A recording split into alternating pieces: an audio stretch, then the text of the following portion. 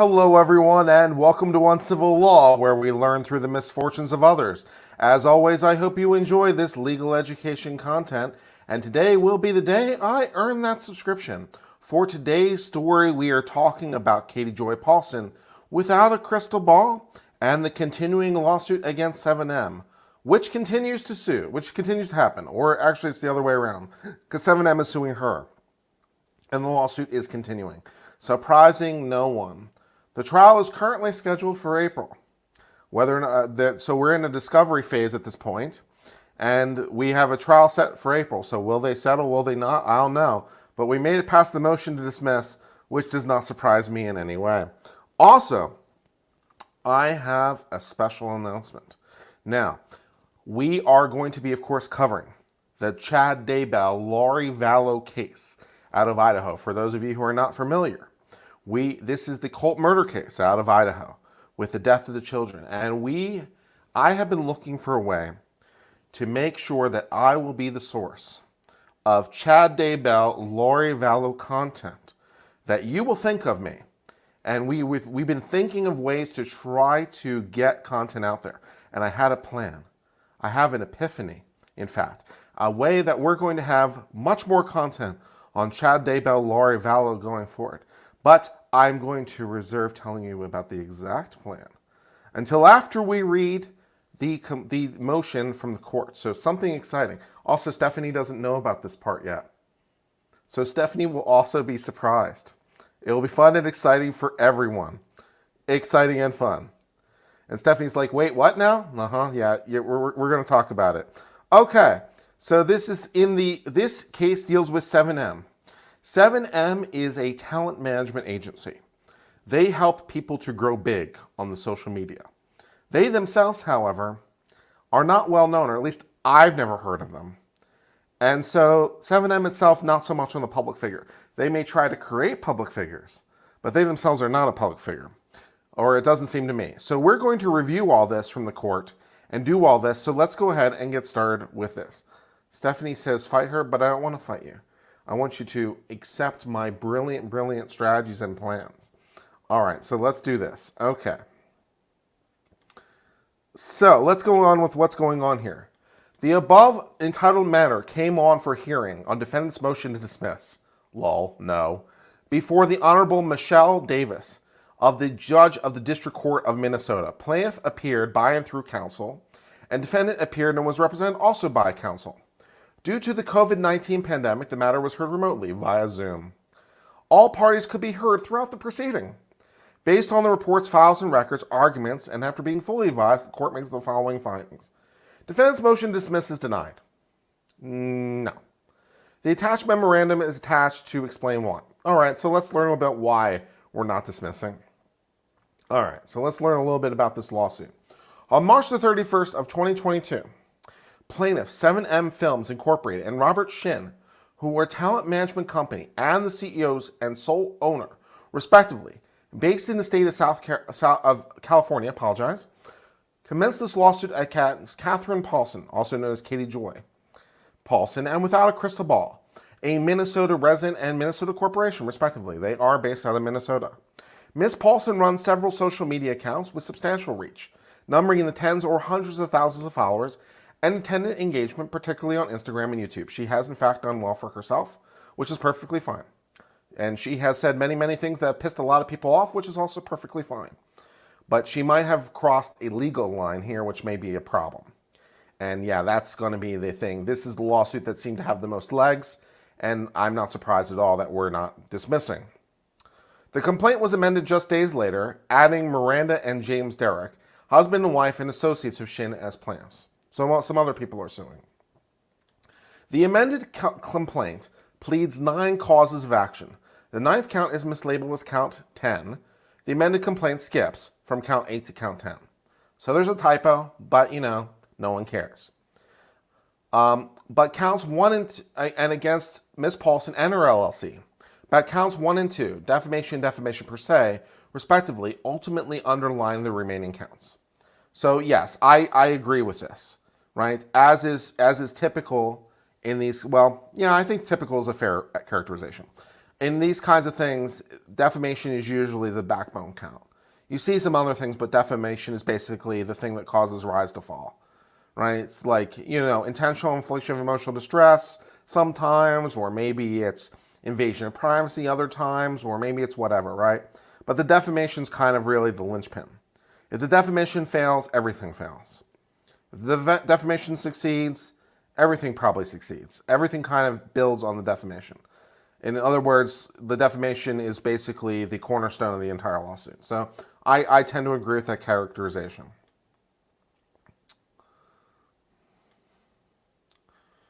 Okay. Plaintiffs allege that Ms. Paulson, via her Instagram page and other social media, defamed plaintiffs by posting false statements about 7M and associated individuals.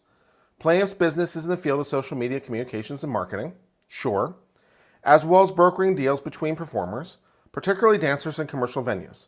Yes, that's what 7M does. They're a talent management agency. They try to make people stars. That's what they do.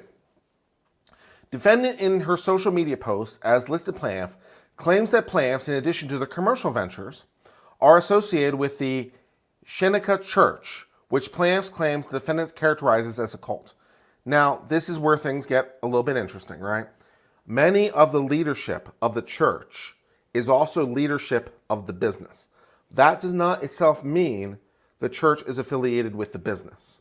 That's where she's making the mistake, or potentially making the mistake, right? Whether or not the business is controlled by the church is not the same thing as saying that they're both owned by the same person, right? It would be a little bit like saying, I don't know, this person owns this sub shop, and this person owns this car dealership. They're a business person, and they like a variety of businesses. So, all that stuff. So, good times. What is going on here? Okay. So, things are going on. Okay. Things are going on. Anyways, so, where was I? Let me just go back to reading. I totally lost my train of thoughts. I'm sorry. Oh, yes, I was saying it would be a little bit like a person who owns a lot of varied business. A person who owns like a sub shop and a car dealership and a bookstore and I don't know, a novelty store, and to say, oh, because the person owns them all, like the bookstore owns the mechanic shop, or vice versa, right? They can be completely independent businesses even if they're owned by the same person. So that's kind of the mistake she's making. She's assuming or concluding that because the leadership of the church is also the leadership of the business, the church is controlling the business. Why not the other way around is a logical conclusion. Why isn't it that the business is controlling the church? So there's kind of the problem she's making. Defendant in her social media posts, excuse me, let me put this up. Defendant in her social media post as listed by the plaintiffs claims that plaintiff, in addition to the commercial interests, okay, we read that part. Plaintiffs claim defendants have acquired and published court documents from litigation involving plaintiffs, which were subject to a protective order, as well as that defendants claim that plaintiffs engaged in criminal conduct, including human trafficking, waterboarding, and kidnapping. Katie Joy Paulson made some pretty aggressive claims. It wasn't just the church is running the business. It was also they're engaging in human trafficking. These are pretty aggressive claims. So, you might want to have some sources on that are pretty good. Plaintiff, especially when you're dealing with a non-public figure. And that's the problem. It's the church isn't a public figure, the 7M business isn't a public figure, and none of the leadership seems to be public figures, right? Just because you're a church, even if you're open to the public, doesn't mean that you're a public figure. To be a public figure, you kind of have to have some notoriety. All right, and there are also kind of private churches. Churches can be kind of private if they want to be. It's like you don't necessarily have to be open to everyone. Some churches are small and private. So it's like, yeah, and this person, it's not clear the church is a public figure within the meaning of the law. It's not clear that 7M is a public figure within the meaning of the law. It's not clear that Shin is a public figure within the meaning of the law.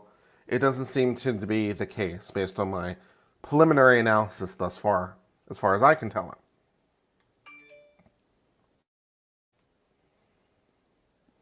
What's going on here?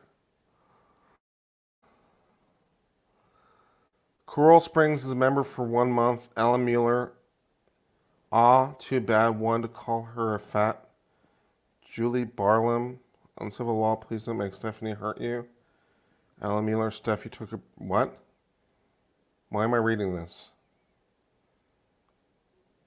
The 7M case is not dead. I don't understand. The 7M case is not dead. I don't understand what's going on. Let me try to get back to this.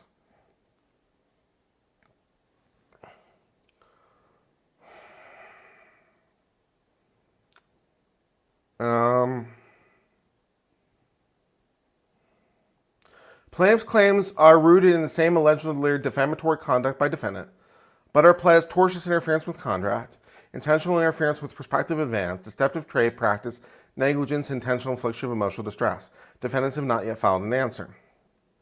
Defendants now bring a motion to dismiss pursuant to Minnesota rules. Argument that the complaint fails to state a claim upon which relief can be granted. Yeah, I don't think so. A motion to dismiss inquires as to the legal sufficiency of the complaint. This watermark makes it really hard to read things. The only question before the court on the rule motion is whether the complaint sets forth a legally sufficient claim for relief. The court does not consider whether the plaintiff can prove facts alleged. Right. You just, on its face, does it seem like you on a motion to dismiss. Right? Maybe on a motion for summary judgment. Well, a motion to dismiss, you're just going to assume everything is true. That's how it works. The court must consider only the facts alleged in the complaint, accepting those facts as true, and must construe all reasonable inferences in favor of the non-moving party. This is the same motion to dismiss we all know and love. Under Rule 1202, if matters outside the pleading are presented to and not excluded by the court, the motion must be treated as one for summary judgment and disposed of presided rule. So if we're going to look outside the complaint, then it's a motion for summary judgment. That's the rule. Okay, fine. In this matter, neither party submitted affidavits presenting matter outside the proceeding, and so this is just a motion to dismiss. Fine. When determining a motion to dismiss, the court takes the facts alleged in the complaint as true. They are assumed to be true for the purposes of the motion to dismiss. It is if everything they say is true, can they win? Is there a legal cause of action here? That's a motion to dismiss. A claim is sufficient against a motion to dismiss for failure to state a claim if it's possible, on any evidence which might be produced, consistent with the plaintiff's theory to grant the relief demanded. To prove a claim for defamation, you must prove it's false, communicate to someone else, harmed you, and lowered you in esteem. It's basically the same standard for defamation as everywhere, worded somewhere differently. Where plaintiffs allege libel or defamation for public figures, heightened standards apply for conduct to be considered defamatory, as we all know. All right, so now we need to decide whether or not any of these people are public figures. So what is a public figure? A public figure is one whose views and actions with respect to public issues and events are often as much concern for a citizen as the attitudes and behaviors of public officials with respect to those same issues and events. Individuals may become public figure through no purposeful action of their own, by assuming souls of especially prominent in the affairs of society, or by thrusting themselves to the forefront of particular controversies in order to influence resolution of issues involved. Minnesota courts have adopted the New York Times standard. In order for a public figure to prevail in defamation, they must show what's called actual malice, which is a bad name for it because it has nothing to do with malice. What it means is that your lie is knowing or reckless disregard of the truth. It has nothing to do with not liking somebody. Journalistic outlets have a qualified privilege against claims of defamation if they publish fair and accurate reports of public records, which really isn't true just of journalistic outlets. It's true of everybody. It's called the fair report privilege. The fair report privilege allows you to report on government documents, even if the government documents themselves are defamatory. Because they're produced by the government, people have a right to talk about the work of the government, unsurprisingly. So as long as you're reporting on the government document accurately and fairly, which is one hell of a caveat, because you have to report on it fairly, but as long as you're doing that, you can't be sued for defamation by repeating something that the government said because it goes to your ability to petition for redress for redress for grievances and otherwise engage with the government, right? We have to be able to report on what they're doing. So fair enough. Truth, of course, as always, is an absolute defense to defamation. Truth is an absolute defense to slander, libel, defamation. If it's true, you can't sue. Fine. The question of whether a statement's language reasonably conveys a defamatory meaning is one of law for the court to decide. The gatekeeper function has long been recognized at common law in the state. When a defamatory meaning is conveyed, depends on how an ordinary person understands the language used in light of circumstances. Right. As always, right, it's context dependent. It is dependent on what an ordinary, normal, ordinary person of ordinary, reasonable prudence would understand to mean. The man on the bus, right? What would that person understand that to mean? It's not based on the statement in isolation. It's based on its full context, right? Would you understand it to be conveying a defamatory meaning? Which is also why statements that are particularly ridiculous are defamatory, because they're hyperbolic, right? Hyperbolic statements are so ridiculous no one could believe them. So even though they look like they might be facts, they're so ridiculous they are not facts. So that doesn't count, right? It only counts if a normal, ordinary, common person would understand to be conveying factual information. That is the standard. If the words are capable of a defamatory meaning, it's for the jury to decide whether or not that was in fact the case. So are the words defamatory or not? That's up to the jury. Is it possible? Ask the jury. Well, let me rephrase that. If it's possible to understand them in a negative light, then ask the jury whether or not it's negative. They might not be, right? But if it's possible, ask the finder of fact. That's what they do.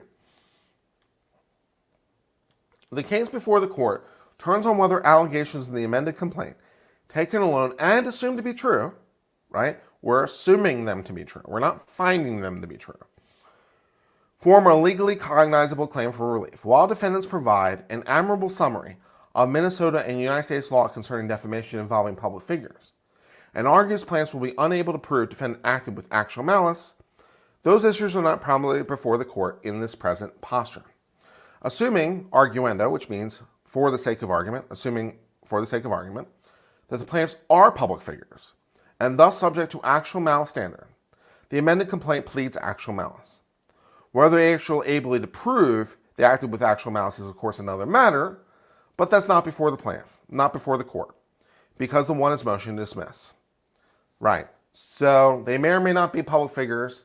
We're not making that determination now. Even if they are, the pleading at least suggests actual malice. Right. This, of course, is the standard for a motion to dismiss. Right? So if we do a motion for summary judgment, as we develop things through discovery, we might be in a position to reevaluate. Because once again, on a motion to dismiss, you're taking everything the plaintiff says is true. So basically, you disregard the defendant completely, absent some special circumstances. Right? That's the whole point. In a motion for summary judgment, you have some discovery, and now you're bringing in things beyond merely the pleadings into this situation. So once you do some exchange of documents, once you do some exchange of things, you might be in a position to resolve some of the questions legally. And if you are, you might be able in a position to judge the case summarily. But you're not that far along yet. So this makes total sense. Okay.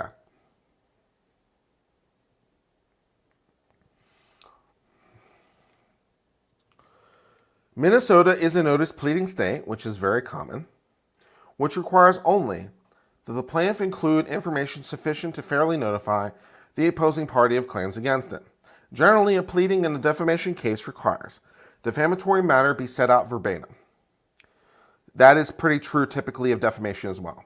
Like, you have to put, although it's notice pleading, you have to actually give them notice of what you're suing over. So you have to provide the defamatory statement in its full context, usually.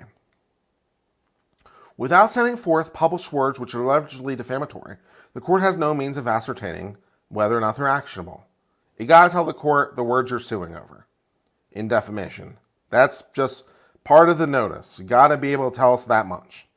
When a newspaper article is allegedly defamatory, a plaintiff still needs to set out the portions of the article that contain the defamatory material. So provide the entire article for context, but then let us know which specific statements you think are defamatory. And then we have the entire context, and we can go evaluate it. But you got to tell us what you're suing over. That makes sense. In their complaints, plaintiffs sets out a great deal of statements with dates, links, and either quotes from defendant or apparently summaries of posts contained in a table stretching from pages 4 to 12. Yes, I very much like the tabled format. It pleased me on an aesthetic level and was a nice way to present information. I liked the table. I thought it was very helpful. I thought it made it much easier to understand. I tend to agree with the court. It gave you what you needed. Which is not something you can always say about these defamation suits. Even defamation suits against Katie Joy, I'd like to note, because most of them have been complete garbage, as we've discussed many, many times. And some of them don't even tell you what's going on. This one was not that, fortunately for 7M. In at least 2 of the entries on the table, plaintiffs appear to quote verbatim defendants making public statements on social media accusing plaintiffs of engaging in human trafficking, exercising the gatekeeper function. The court finds that those statements convey a meaning which is reasonably defamatory. I would think so. Accusing someone of being a human trafficker is going to probably be defamatory.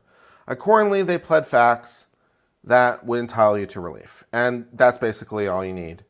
Because, the court is completely right? In my view, the court is right. Every other count is built on the defamation. They rise and fall with the defamation. I tend to agree. We have at least one statement that's defamatory. That's all we need right now to press on, right? So press on. So that's everything that's going along with that today. So, yeah.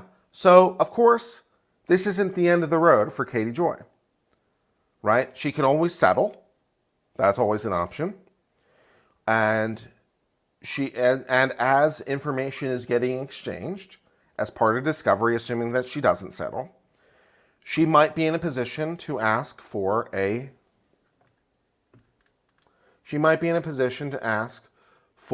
summary judgment as we know more things.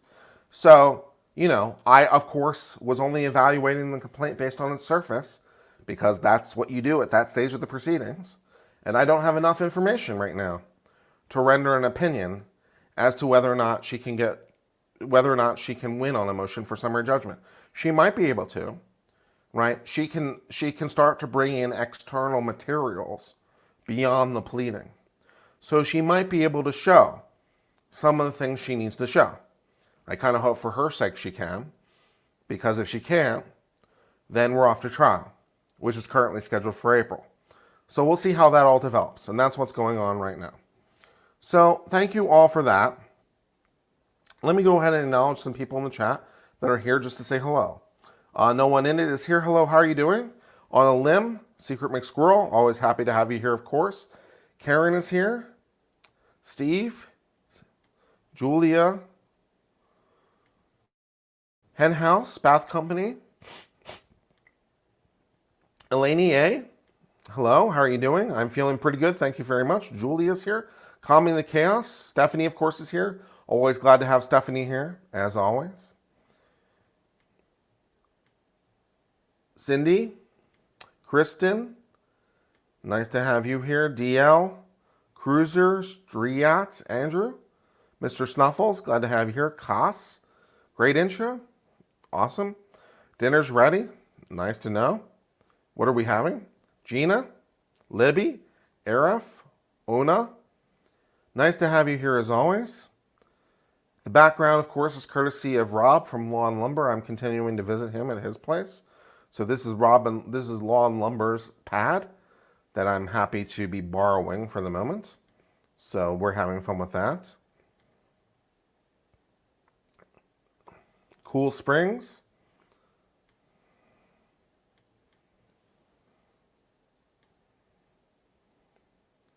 See, someone has been being very mean.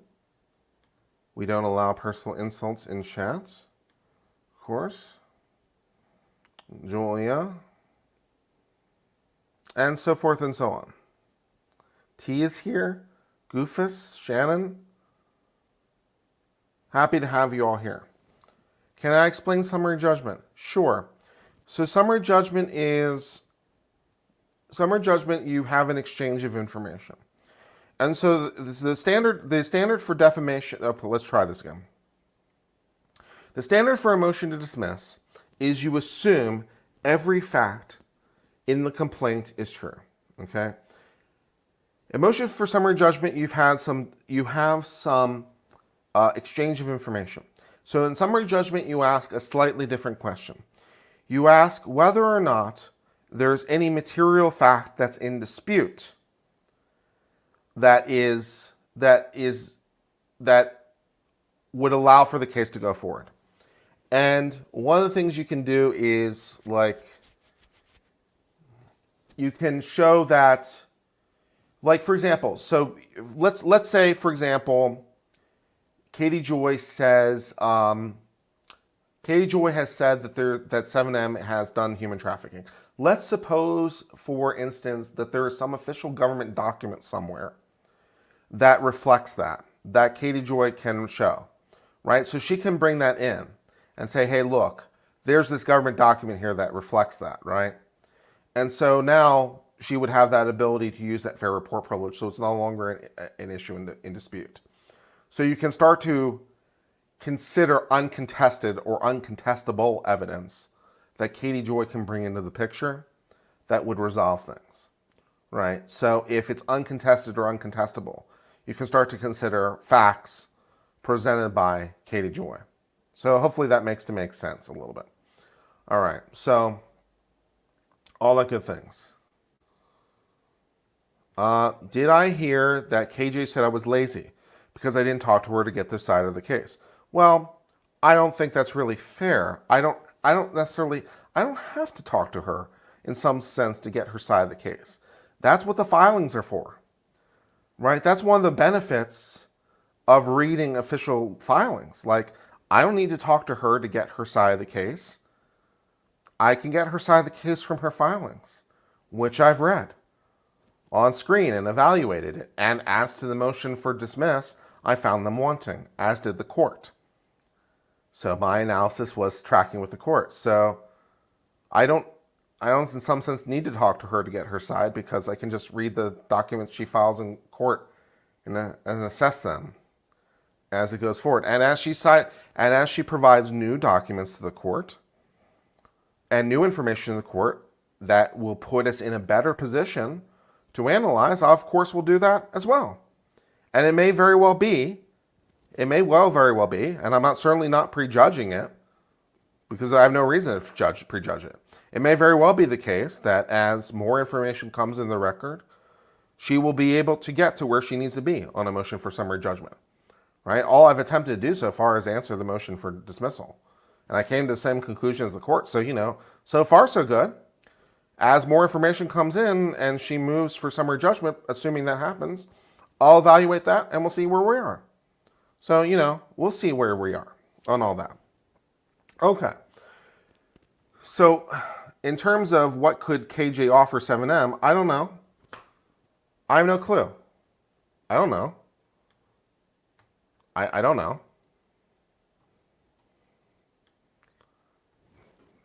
I got no information to offer you.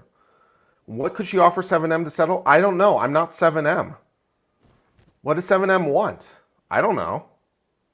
Yeah, she can offer them what 7M wants, which is not necessarily what they're suing for, right? Because what they're suing for is what a court can give them, which is not necessarily what they want, right? The court can only give them what a court can give them. What they want maybe is beyond what a court can give them.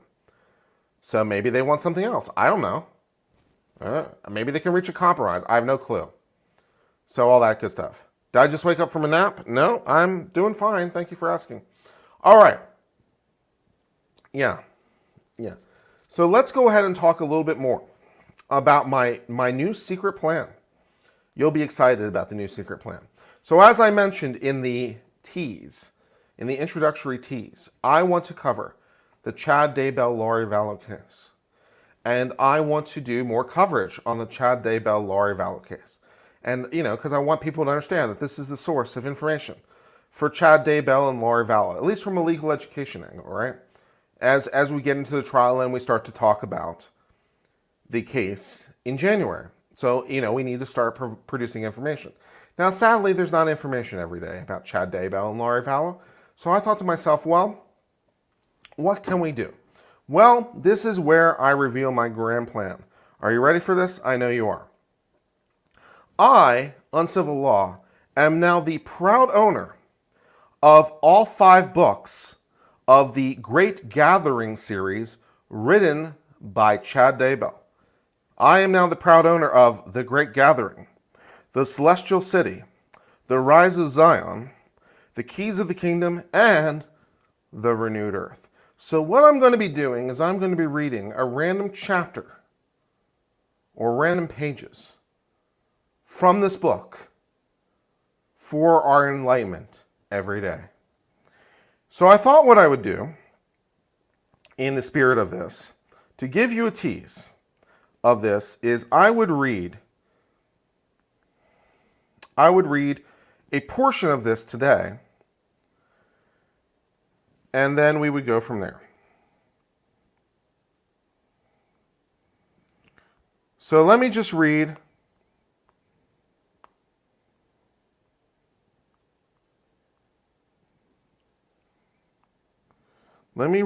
chapter 1.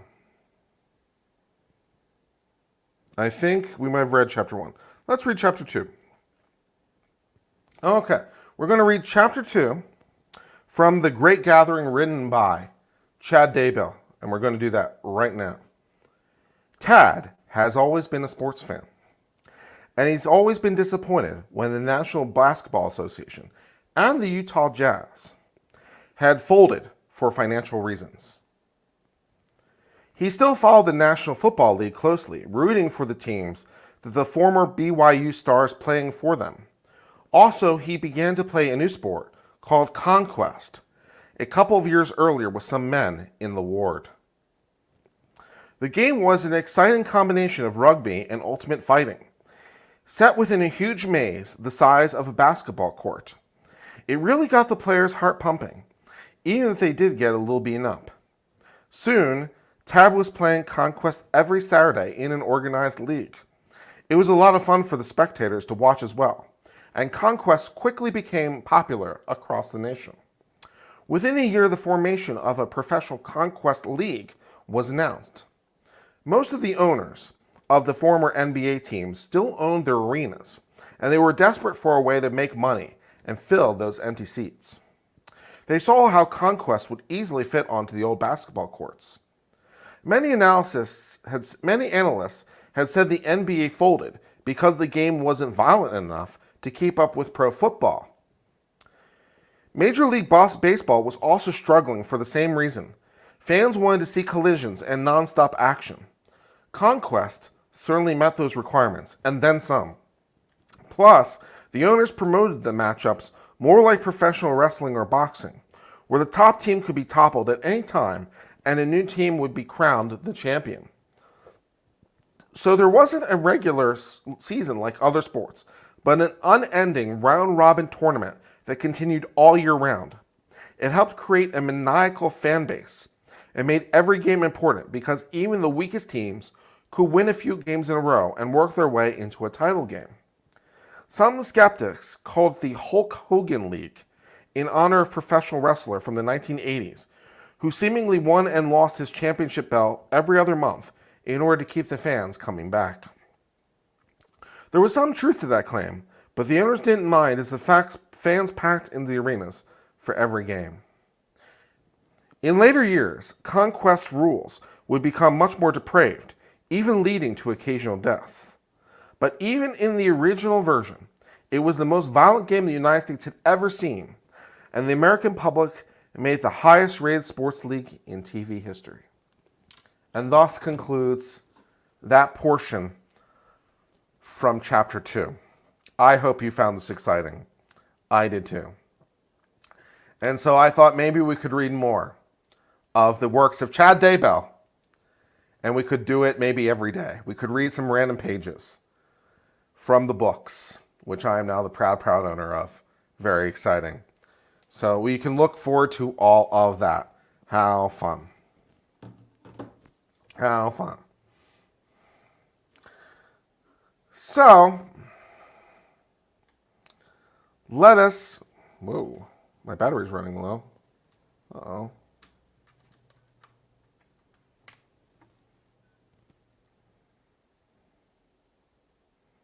Uh-oh. We might be in trouble. Well, it looks like I'm having some sort of problem with the power management of my computer.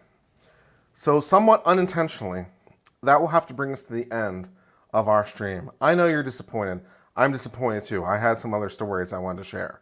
But for some reason, my laptop seems to not be getting power properly because it's only 10% power. So I will have to discontinue this riveting stream for another time. And we can have more dramatic Daybell readings in the future. I know. We're gonna have a whole thing. I'm thinking about getting even more of the books from Chad Daybell. I'm thinking about just buying every book he's ever written. And then we can just list like how many total pages there are in Chad Daybell and put them like in one big PDF maybe. And then we could just like read a random range of pages. We could just read like 5 random pages completely out of context. It will be our daily unbreaded. The 5 random pages from Chad Daybell, completely unhinged. There's more? Oh yeah, no. There's way more. There's way more. No, there's way more stuff, man. We read let's see, we read 1, 2, 3, 3.5 pages of 165 of this book. And I own 5 books, and there's more. There is so much more content. There's all the more content. You think I should read them in context? That's way less fun. But we can have a debate. Stephanie can tell me which approach she likes. She can tell me which.